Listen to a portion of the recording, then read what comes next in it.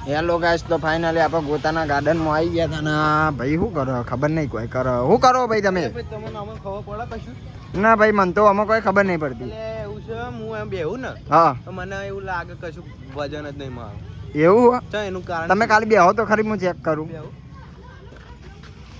એટલે વજન તો ઓલે આ ભાઈ પડતા પડતા રહી ગયા હમણાં ઊંધા થઈ ગયા તો આ ભાઈ કોઈ ખબર પડતી નહીં જો ખાલી એક્શન કરે આ જો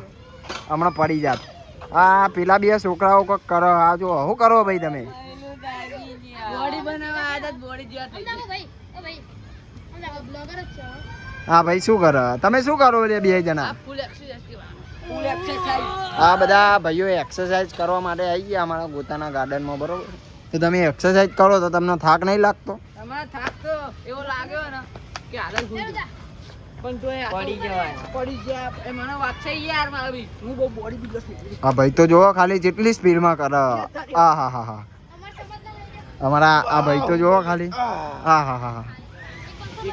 જીવ ઓર બાહુબલી ભાઈ આડી ના હોય ભાઈ ઓ ભાઈ આડી ના હોય તમને હોય એ પડ્યો આ ભાઈ તો જોવો બોડામ વાગન હોય તો સારું હોય તમે જો એમ લાગો પૂરા સાથે ગોલ્યો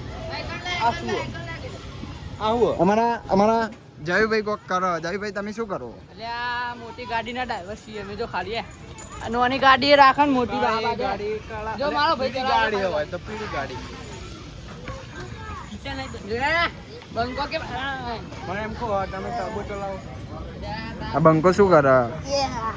આ ભાઈના ને ઘરે સુવાની ના પાડે ને એટલે અરે ભાઈ અહીંયા આવીને સુવાના નાટકો કરે બરોબર